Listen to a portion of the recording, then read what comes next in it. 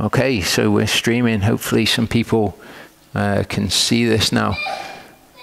Mel, are you checking with...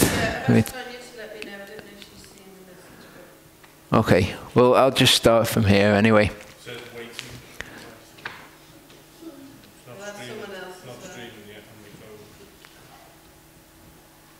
There is a little bit of a delay in it going out.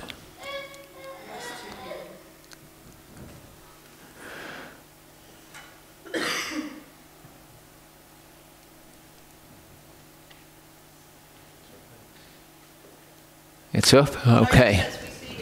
So there's going to be a bit of a delay where I'm just sat there going on the live stream now.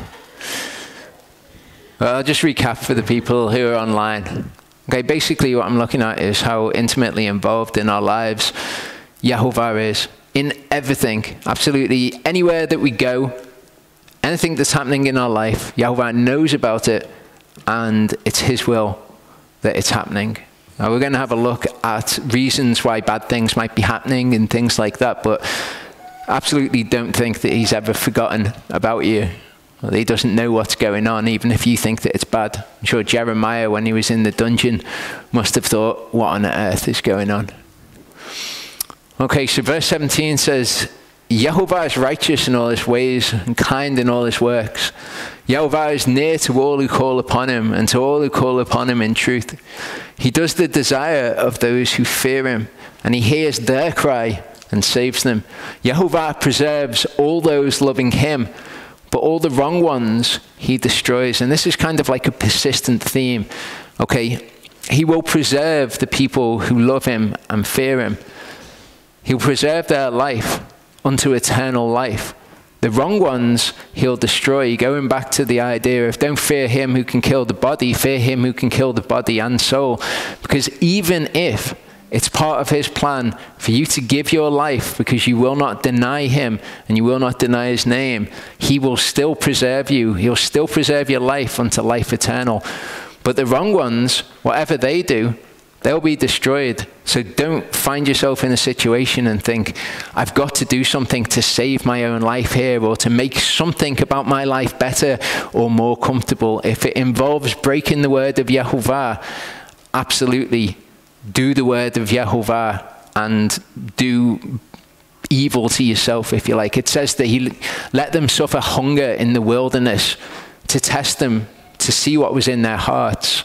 Okay, so even if we've got to suffer hunger in order to do what he says is righteous, we just see it as a test. He's not forgotten about us. He knows exactly what's happening in that situation.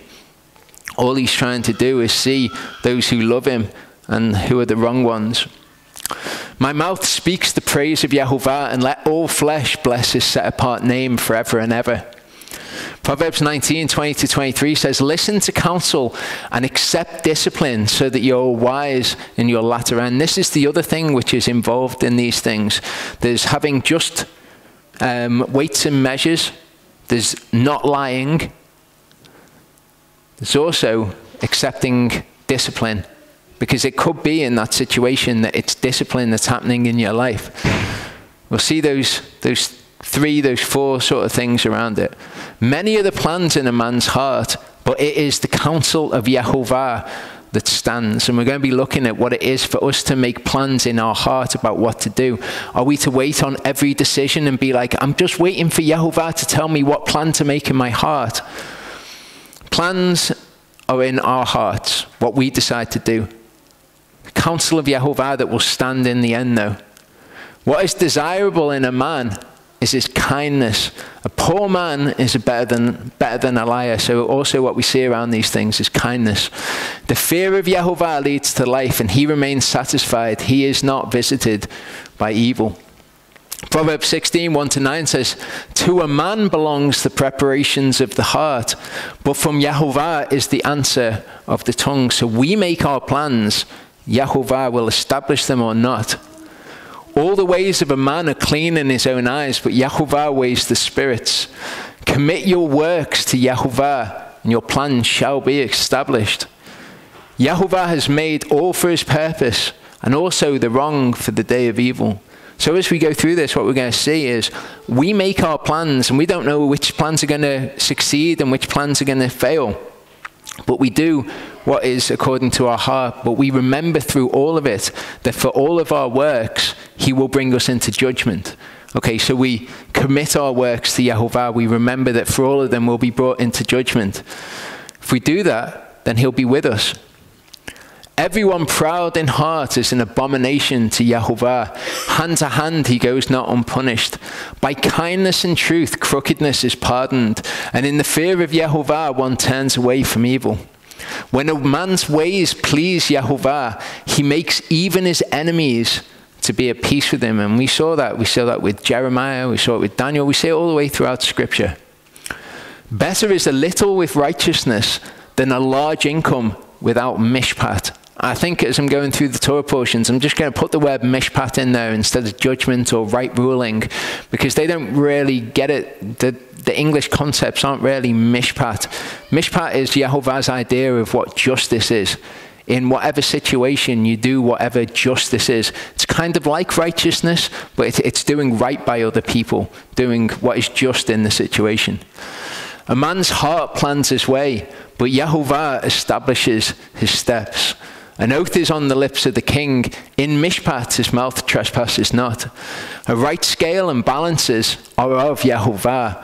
All the weights in the bag are his work. It is an abomination for kings to commit wrongness for a throne is established by righteousness. Okay, just like King Nebuchadnezzar. Okay, he was told, if you do these things, if you do righteousness, you show favor to the poor, then it might be that it's extended. Now this is really interesting. It says, righteous lips are the delight of kings, and they love him who speaks what is straight. Okay, this is talking about rulers, talking about people in positions of power, people who've got money.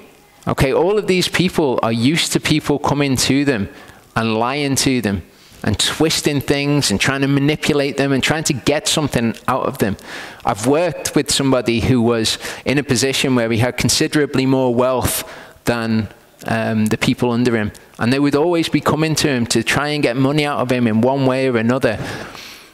And obviously he hated it. You could see right through him. He was an intelligent guy. But I would always speak what was true and what was right to him, even when it was the exact opposite of what he wanted to hear. But he really respected that. And you'll find that with people like this. Don't try to say something that you think they want to hear. Don't try to manipulate it at all. Do what is right. Don't lie. Have a right scale and balances, whether it's with somebody who's rich or whether it's with somebody who's poor. Always just walk straight down the line with them.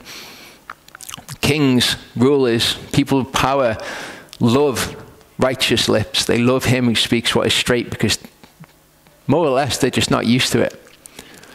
Proverbs 20:24 says, the steps of a man are from Yehovah. What does a man know about his own way? It's quite an interesting one, isn't it?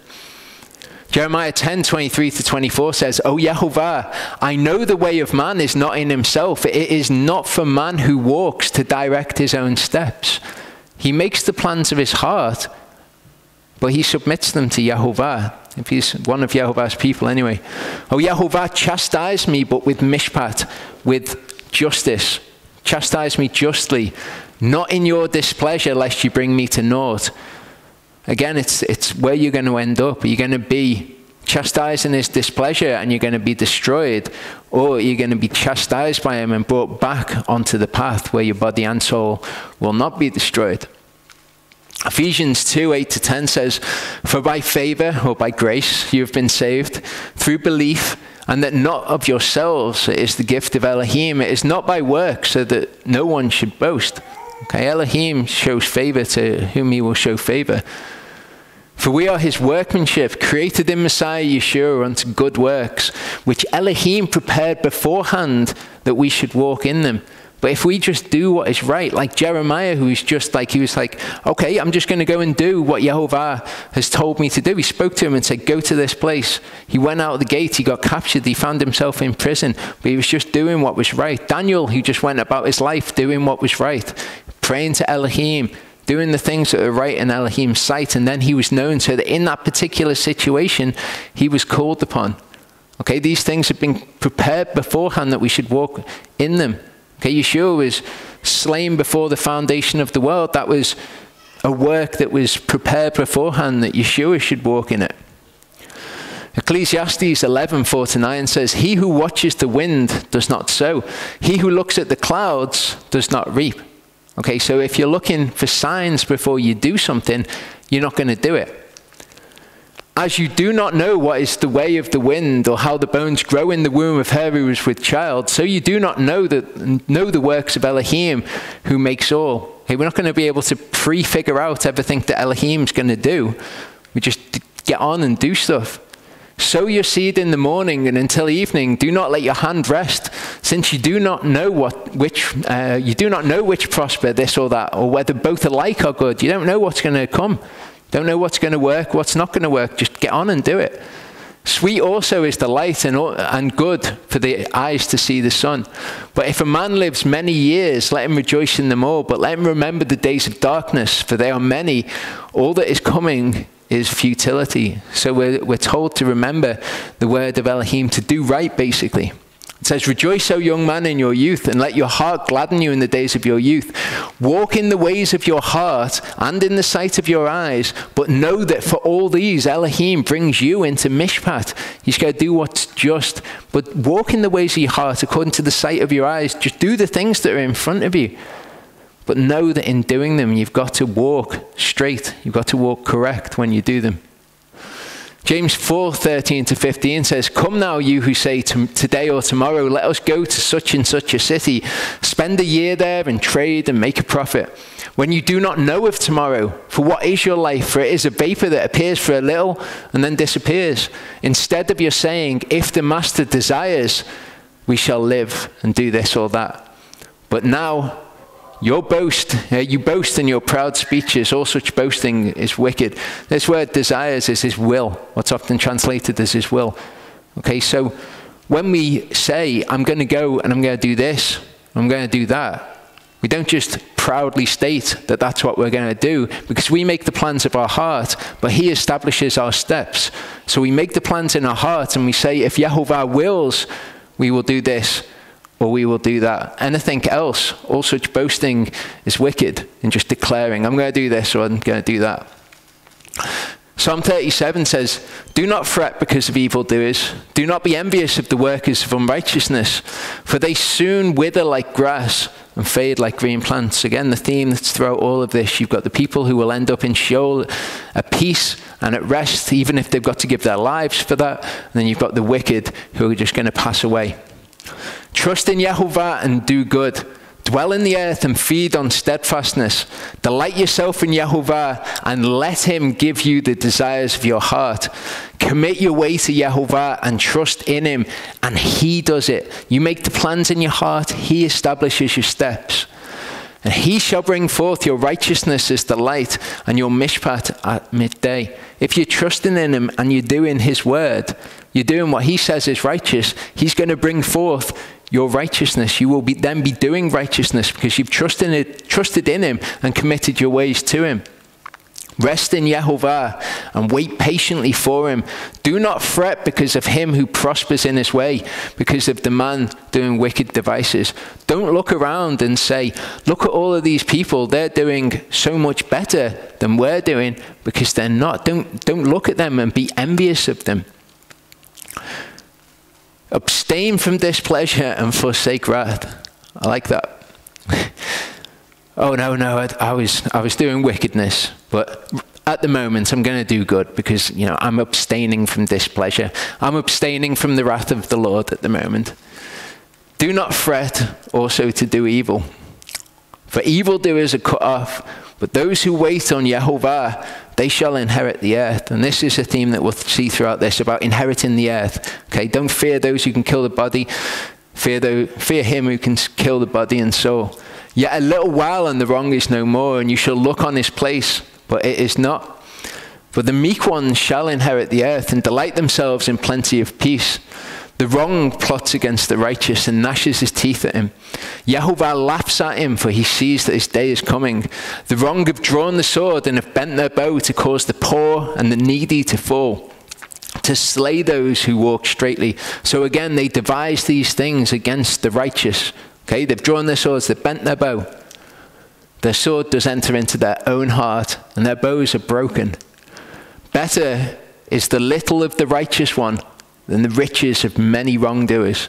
For the arms of the wrongdoers are broken, but Yahovah sustains the righteous. Yahovah knows the days of the perfect, and their inheritance is forever. They are not ashamed in a time of evil, and in the days of scarcity of food, they are satisfied again. But the wrongdoers shall perish, and the enemies of Yahovah, like the splendor of the meadows, they vanish. Like smoke, they vanish away. The wrongdoer is borrowing and does not repay, but the righteous one shows favor and gives. For his blessed ones inherit the earth, but those cursed by him are cut off. You see the theme all the way through. Don't worry about anything that they're doing, okay? They're going to be cut off. They're not doing better. They're going to be dead at the end of it. Worry about your own way. Better is a little with righteousness than the riches of those people. The steps of man are ordered by Yahovah, and he delights in his way. Though he falls, he's not cast down, for Yahovah is his supporting hand. I have been young and now am old, yet I have not seen the righteous forsaken or his seed begging bread. All day long he is showing favor and lending, and his seed is for a blessing. Turn away from evil and do good and dwell forever. Okay, the actual goal of everything, not your immediate circumstances. Dwell forever, have eternal life. But Yahovah loves mishpat, and does not forsake his kind ones. They shall be guarded forever, but the seed of the wrongdoers is cut off. The righteous shall inherit the earth and dwell in it forever. The mouth of the righteous speaks wisdom, and his tongue talks of mishpat. The Torah of his Elohim is in his heart.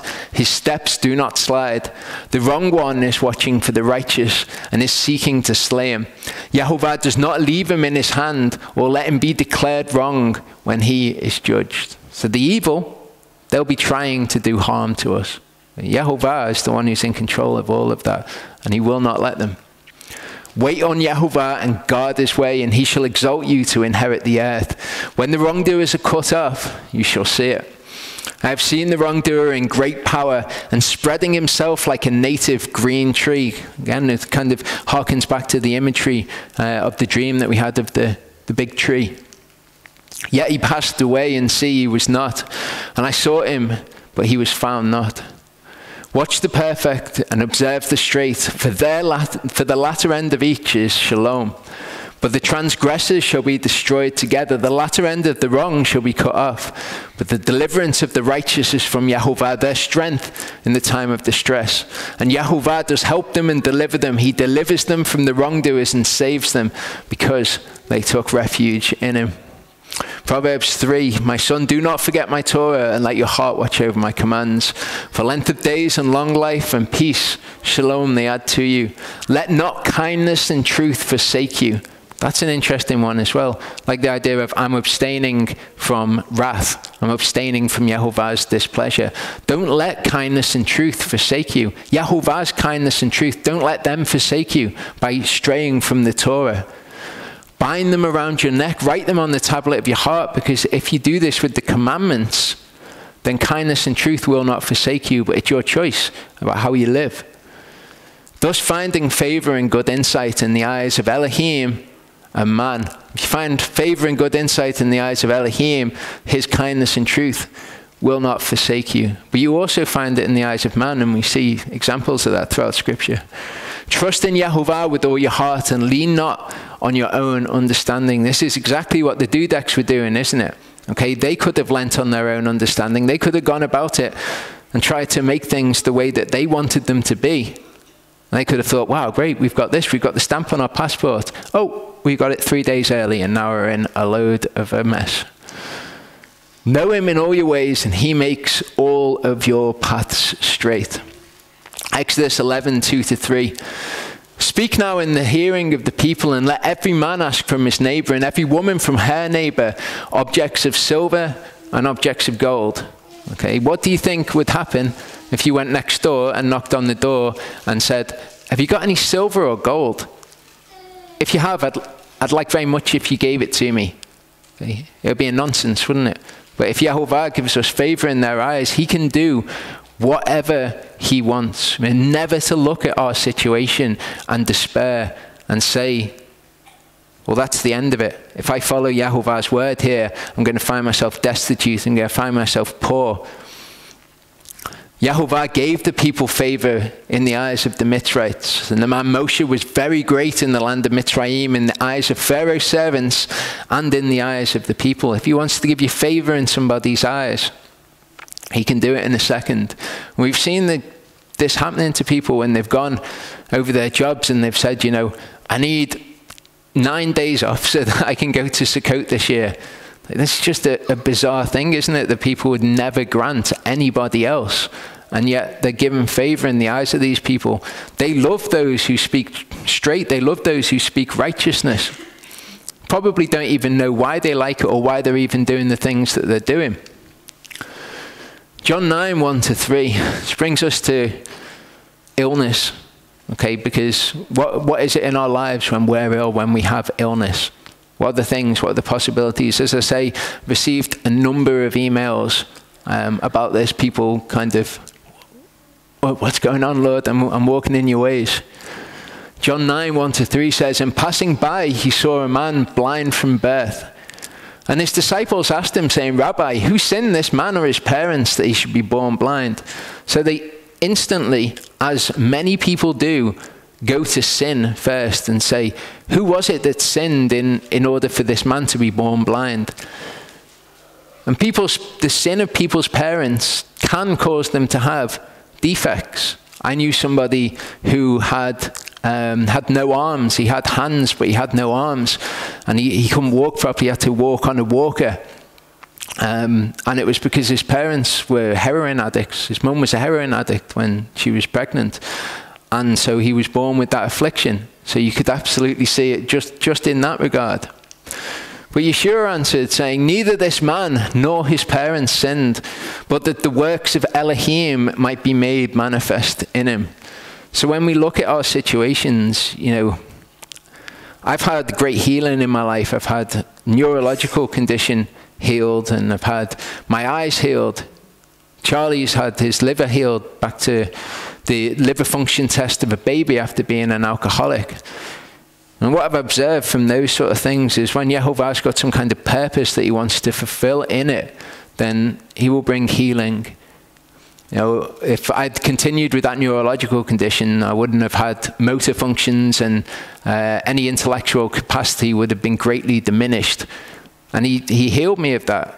And now I'm able to do the work for his kingdom, and Charlie's able to do the work for his kingdom. So that was the theme that I've observed there. But when people are in those positions and they're thinking, well, I've got something wrong with me, and it's not being healed, and I've looked at myself and I can't find anything wrong with me, so why have I still got this condition? Like, I'm diabetic. You know, it can massively affect my life every day. I know for a fact that if Yehovah wanted to, it would be nothing for him to just go, oh, you're healed. There you go. Great. Go on, do whatever you're going to do. But perhaps, and this is a possibility that we all have with things in our lives, perhaps it's so that the works of Elohim can be made manifest in me. Perhaps he's going to heal me at some miraculous point in the future. The point isn't that I think he's going to do that. The point is that I don't know why that is the situation. And we're not to look at things in despair. What we're to look at them and know is that Yehovah knows about that situation, and he wants it to be that way for whatever reason.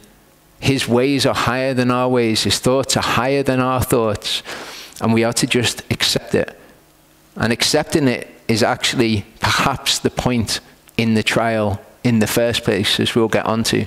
But it could be so that the works of Elohim are made manifest in us. Not good for us to focus on this and go, well, it's going to be this amazing thing. He's going to heal me one day. Maybe that's true, but we leave it in his hand and submit to him. In 1 Corinthians 11, 27-32, we see another possibility. It says, so that whoever should eat this bread or drink this cup of the master unworthily should be guilty of the body and blood of the master. Okay, so when we come together and we remember him, and we eat bread, and we drink wine, we do so to remember him. If we do it unworthily, it brings about bad repercussions. But let a man examine himself, and so let him eat of that bread and drink of that cup. For the one who is eating and drinking unworthily eats and drinks judgment to himself, not discerning the body of the master. Because of this, because they were doing this, many are weak and sick among you, and many sleep. Many are dead. He's writing to an assembly saying, look, many of you are dead because you don't do this worthily with the body and blood of Yeshua, the symbols of that. For if we were to examine ourselves, we would not be judged. But when we are judged, we are disciplined by the Master that we should not be condemned with the world. So this is a real possibility. People tend to just do this like it's just a religious act. Like it's just like, oh, it's bread and wine. We'll all get round together and we'll have some bread and we'll have some wine. And they don't really understand what's happening.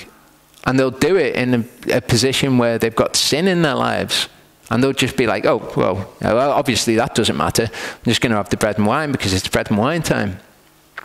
This is given to us as a reason why many are sick. In Job, we're going to see perhaps the point that I'm trying to make with this, and the point that really comes through. When people have an enduring disease, it can be to bring this out of people. Okay, questioning who Yehovah is. In the Young Literal Translation of Job 1:8, it says, and Yehovah said unto the adversary, Ha-Satan in Hebrew means the adversary, hast thou set thy heart against my servant Job, because there is none like him in the land, a man perfect and upright, fearing God and turning aside from evil. So Ha-Satan's given the ability now to trouble Job and to take things from Job. And at the end of chapter 1, it says, and Job rose up and tore his robe and shaved his head, and he fell to the ground and did obeisance. This is after he's had his kids taken from him and all his stuff taken from him. Everything's just gone terrible for Job. Well, he rises up, tears his robe, shaves his head, morning ritual before the Torah was given. And he said, naked I came from my mother's womb, and naked I return there. Yehovah has given, and Yehovah has taken away. Blessed be the name of Yehovah. In all this, Job did not sin or ascribe wrongdoing unto Elohim. So we see in these situations that Ha-Satan will come and he'll try to get us to either sin, to go against Yehovah, to totally rebel, or to ascribe wrongdoing to Yehovah for our situation. Oh, he's taken all this stuff away from us. It's Yehovah's fault. Why is Yehovah doing this? So this is what the adversary is trying to get Job to do, but he can't get Job to do it by taking his stuff away from him. Job 2:3-6, it says, and Yehovah said to Satan, to Ha-Satan, have you set your heart against my servant Job? Because none is like him on the earth, a perfect and straight man, one who fears Elohim and turns aside from evil. And still he holds fast to his integrity. And you move me against him to destroy him without a cause? And Ha-Satan answered Yehovah and said, skin for skin, and all that a man has, he would give for his life. But stretch out your hand, please, and strike his bone and his flesh, if he would not curse you to your face. So afflict him in his body. If you afflict him in his body, we'll see how good his faith is. Okay? And many people are afflicted in their bodies, and many people turn to questioning Yehovah. They forget that he is intimately involved in everything that's going on in their lives, and they begin to question him. Yehovah said to Ha-Satan, he is in your hand, only spare his life. Don't kill him. Afflict him in his body, but don't kill him. We'll see what kind of a man Job is. After this, Job opened his mouth and cursed the day of his birth. And Job spoke and said, let the day perish on which I was born, and the night it was said, a male child has been conceived. And we might think, well, at least he's not cursing Yehovah. But what he is doing is he's questioning Yehovah, and he's questioning his plan, that what he's doing is right. Cursed be the day that I was born on, instead of submitting to him and trusting in him. And he says, why does he give light to the sufferer and life to the bitter of soul, who are waiting for death, but it does not come, and search it more than treasures, who rejoice exceedingly when they are glad when they find the grave? Why does he give light to a man whose way has been hidden and whom a lower has hedged in? And people absolutely find themselves in this position where they're like, why is he doing this? Why would he do this? It's not right that he does this. Job 4, 3-6, his friend rebukes him and says, see, you've instructed many and you've made weak hands strong. Your words have raised up him who is stumbling and you've strengthened the weak knees. But now it's come to you and you're impatient. It strikes you and you're troubled. Is not your reverence, your trust, the integrity of your ways, your expectancy? Okay, so he says to him basically, look, you've counseled many people through similar things like this. You know that Yehovah is in charge. You know that your ways are right before him. Is that not your expectancy? Is that not what you trust in, your reverence of Yehovah? It's come to you, though, and now you're questioning Yehovah. Job 5:17 says, look, blessed is the man whom a lower does reprove. So do not despise the discipline of the Almighty. They presume that it's Yehovah's discipline. And you will often find this with illness as well. People will either tell you that it's because you've not got enough faith, or because Elohim is disciplining you because you've sinned, something like that. But we don't know why Elohim does these things. And as I say, sometimes it's to bring this out of people where they will question who he is and why he's doing the things that he's doing. Job 6, 1-3 says, and Job answered and said, oh, that my grief were thoroughly weighed and my calamity be placed on the scales, for it would outweigh the sand of the sea. Therefore my words have been rash. So in the situation we're talking about, it's like, if only you could know how bad this affliction in my body is, how bad this illness that I'm suffering is. It's so terrible. That's why I'm saying the things that I am against Yehovah. He tries to justify himself. Teach me and I shall be silent, and show me where I've gone astray. Words of uprightness are harsh, but what does your reproving reprove? Do you reckon to reprove my words and the saying of one in despair, which are as the wind?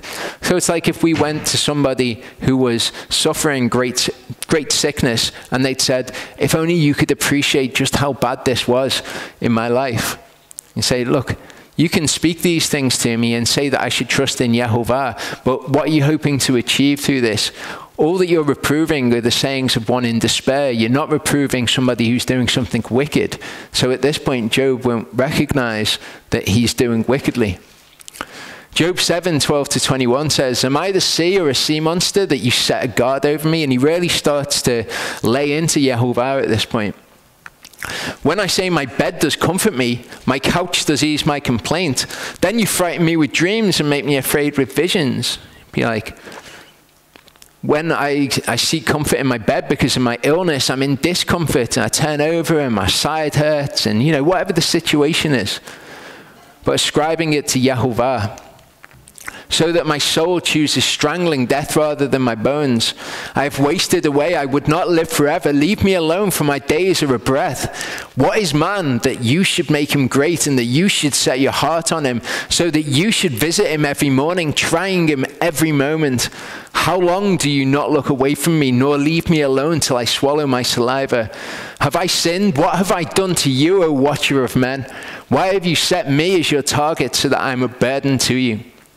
Why do you not pardon my transgression and take away my iniquity? For now I lie down in the dust, and you shall seek me, but I am not. If I've done something wrong, why don't you forgive me? Why don't you show me what it is that I've done wrong? Why are you troubling me? Why are you doing this to me? If I'm righteous, my mouth would declare me wrong. Am I perfect? It would declare me perverse. Am I perfect? Do I not know my own soul? I despise my life. Man's innocency is not to be condemned by afflictions. It is all the same. Therefore I say, he destroys the perfect and the wicked. He says, what are you doing? Are you going to condemn me by afflictions, my innocency in everything that I've done? I'm the perfect, not just the wicked. So I say now that he destroys the perfect and the wicked. If the scourge slays suddenly, he laughs at the trial of the innocent.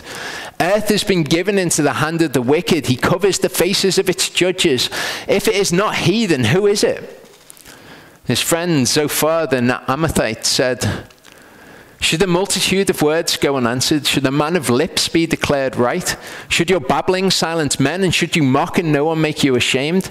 Since you have said my discourse is flawless, and I have been clean in your eyes. So his friends come. He's in great affliction. He's in great pain. Got whatever physical condition wrong with him.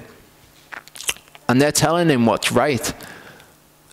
They're saying to him, basically, you're going on and on and on about this, and you're cursing Yehovah, and you're accusing Yehovah. Should that silence us? Then Yehovah himself answered the Job out of the whirlwind and said, who is this that darkens counsel by words without knowledge? Job says, Yehovah, should the reprover contend with the Almighty? Let him who reproves a lower answer it. And Job answered Yehovah and said, see, I am insignificant. What would I answer you? I lay my hand over my mouth. Once I have spoken, but I have no answer. And twice, but I say no more. Okay, at this point, even still, he's not repentant. Elohim's basically come to him, explained to him that he doesn't know what he's talking about. And even at this point, Job's like, all right, I'll shut up. Fair enough.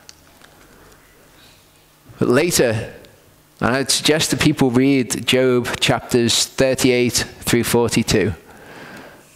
Job answered Yehovah and said, you know that you are able to do all, and that no purpose is withheld from you.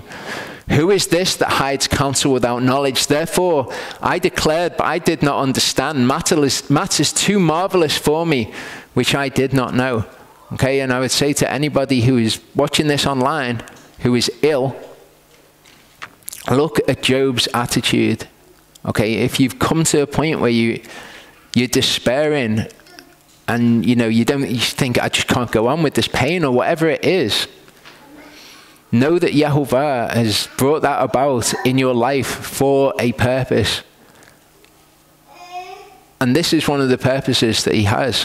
When you start to question him, has Hasatan been given the authority in your life to afflict you, so that you begin to question, and so that you begin to ascribe wrongdoing to Elohim, begin to think he's forgotten about you or whatever? I declare, but I did not understand, matters too marvelous for me, which I did not know. Listen, please, and let me speak. I ask you, then would you make it known to me?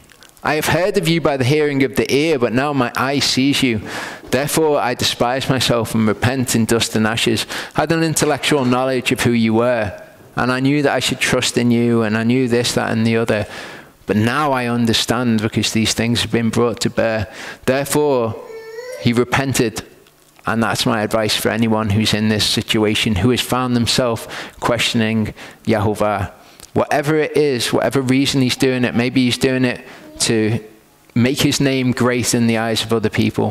Whatever it is, though, it doesn't matter. Even if it results in your death, stay true to him and know that you will find rest and life eternal. Something interesting for us to consider in all of this, in the fact that we do get ill. Okay, all of us get illnesses, and it's not all because of any of these reasons. Deuteronomy 28, the curses that come from disobedience to the Torah, it says, if you do not guard to do all the words of this Torah that are written in this book, to fear this esteemed and awesome name, Yehovah your Elohim, then Yehovah shall bring upon you and your descendants extraordinary plagues, great and lasting plagues, and grievous and lasting sicknesses. And he shall bring back on you all the diseases of Egypt, of which you were afraid, and they shall cling to you. So when he took them out of Egypt, he took away all of the diseases that afflicted them. They were under his protection, if you like, when they were in the land. This particular part of the curses is right at the end, when they've just disobeyed and disobeyed and disobeyed, and it's got worse and worse and worse. And right at the end, he says, this is what I'm going to do. Take away your protection from these things. The diseases of Egypt are going to afflict you again. Also, every sickness and every plague which is not written in the book of this Torah, Yehovah does bring on you until you're destroyed. And you shall be left with few men, although you will become as numerous as the stars of the heavens, because you did not obey the voice of Yehovah your Elohim. And it shall be that as Yehovah rejoiced over you to do good and increase you, so Yehovah does rejoice over you to destroy you and lay you waste. And you shall be plucked from off the land which you go to possess, and Yehovah shall scatter you among all peoples from one end of the earth to the other. And there you shall serve other gods which neither you nor your fathers have known, wood and stone. So he says, I'm going to remove my protection of the diseases of Egypt, and then I'm going to scatter you across the world. Where are we now? We're scattered across the world. We've not been gathered back to the land. The diseases of Egypt do cling to us, and it's part of the curse. It's part of what we are to recognize in knowing that we've sinned and that Yehovah is righteous in the things that he's doing. We're to look at our situation in the land that we dwell in, and we're to say, this is terrible. Among those nations you are to find no rest, nor have a resting place for the sole of your foot. But there Yehovah shall give you a trembling heart, failing eyes, and sorrow of soul. And your life shall be hanging in suspense before you, and you shall fear day and night and not be certain of your life. We would be certain of our lives if we were living in the land under his protection, millennial kingdom or whatever. But while we're scattered, we're not to be certain of our lives. The diseases of Egypt do cling to us. He is able to heal us. He is able. But it's up to him whether he does or not. And whether he does or not, we're certainly not to ever get to the point where we question him. Luke 17, 7-10 is the last scripture that I'll look at in regard to this. But we tend to think, don't we? We've been righteous. We should have our reward from the master. We've done what's right. We should have our reward now. But who of you, having a servant plowing or shepherding, would say to him when he's come in from the field, come immediately and sit down to eat? But would he not rather say to him, prepare somewhat for my supper, gird yourself and serve me while I eat and drink, and afterward you shall eat and drink. Serve me, and afterward you get your reward. Would he thank that servant because he did what he was commanded? I think not. So also you, when you've done all that you were commanded, say, we are unworthy servants. We have done what was our duty to do. We don't look and say, we've done everything that we're commanded, therefore we should have all these great things from Yehovah. No, we continue to serve him. And afterward we will receive the reward. But, we know that he's compassionate, he's kind, he's merciful. I'm not saying that he's just absolutely not going to do anything for us, but it's not to be expected of him. In the third part, we'll get to the Torah portion, and we'll put all these things into place in the events that we see happening.